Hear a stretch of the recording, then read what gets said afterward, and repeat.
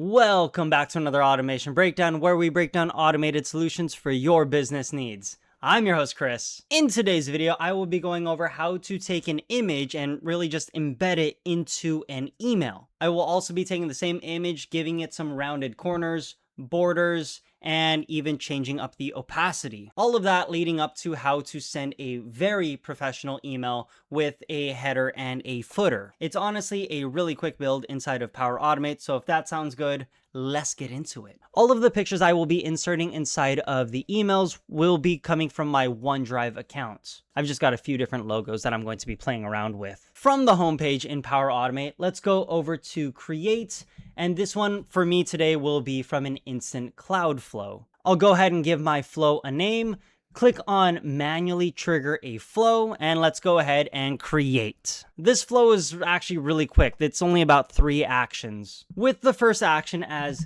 get file content. And you'll see that under OneDrive for Business, get file content. Like I said, we saved all of our pictures inside of OneDrive, so now we need to go back into OneDrive and get the content of the pictures. Let's go ahead and search for that file. And I'm going to be using my JPEG picture of the TKB logo.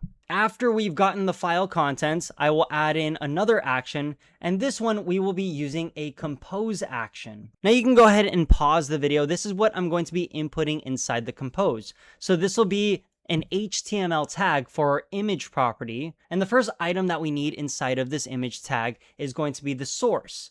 And for this, I'm going into my expressions. I will be using the expression DataURI, going over to our dynamic content, and from our get file content, you will see the file content. Let's go ahead and add that in, add, and then we can add in alternative text. If your picture does not load correctly or the email address has picture blockers, you can add in, like I said, the alternative text, which for me, I'm just going to say the Kuya brand logo. I'm going to retitle my compose to our picture HTML, and let's go ahead and add in our send an email action. I'm sending this over to myself. The subject is test. Now I'm going to switch the body to our code view, and this is going to be the HTML back-end side of the email. So I'm going to delete this out, go over to our dynamic content, and under our picture HTML compose action that we had just created, I'm going to insert the outputs. And like I said, that was really quick. Let's go ahead, save this, smash the test button like you are going to smash the like button. Is that it? That's it. Like I said, let's go ahead and test this, run the flow, and there you go. There is our new picture that came in, and it is ginormous. I did this on purpose. The picture is very large for a reason, and that is because I'm going to be adding on to teaching you more HTML. I'm not trying to say that you need to learn how to code HTML. In fact, if you're using Copilot or ChatGPT, I mean, that can code it for you. But what I am going to do is show you the different capabilities of what HTML can do so that when you're feeding context to your AI, it can give you the correct output. So yeah, this logo, way too big. Let me show you how to resize it. See, all I've done is I've added the style to our image tag, and in this case, I'm controlling the width to 250 pixels. And instead of it looking like this, our new email came in and 250 pixels. This looks great. Let's see what else our HTML can do. Once again, you can pause the video. I'm adding a style to this, and in this case, I'm going to do text align center. So we're going to center this picture to the email. And there we go. There's our newest email, which again, we've now centered the picture. By default, it will left align. We've now adjusted it to center align. And if you adjust it to right align, you will have, well, right aligned image. Now this one's a little bit different.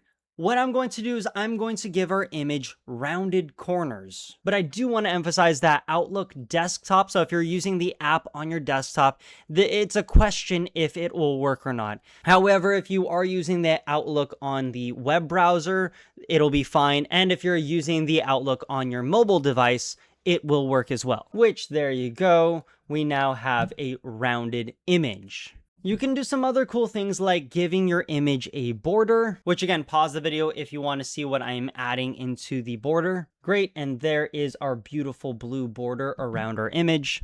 This is if you want to change the opacity of the image, which once again, using Outlook Desktop kind of works, but kind of doesn't. Depends on your updated app or not. But the Outlook Web and Outlook Mobile, you'll be fine with. And now this grayed out version of the logo is, well, the opacity's kind of gone down. This is if you want a drop shadow behind your picture. Now, really keep in mind, this 100% does not work on Outlook Desktop, but this does work on Outlook Web and Outlook Mobile. And there's our drop shadow right behind our image. Adding a drop shadow around your image, it does make it look more like a button. However, like I said, it doesn't really work on Outlook Desktop.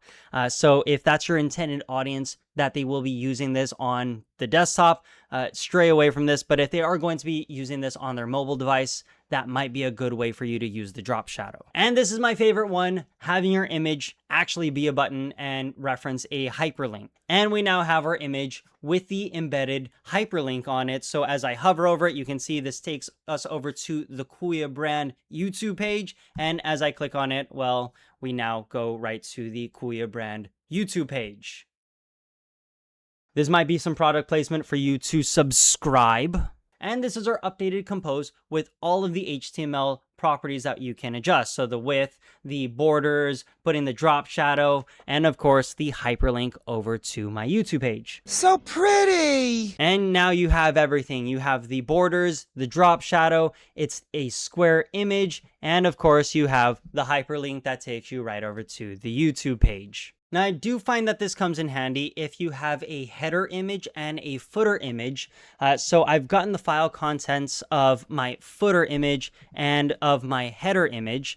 I've done the same thing. I put them into a compose. I've put the alternative text, the Kuya brand header. The footer tag is the same thing, the image property with the DataURI, the Kuya brand footer. And of course, we have our send an email action that is completely coded with HTML. And at the very top, you see our output of the header. And at the very bottom, you see the output of the footer with a lot of other HTML in between just to kind of test what we're looking at.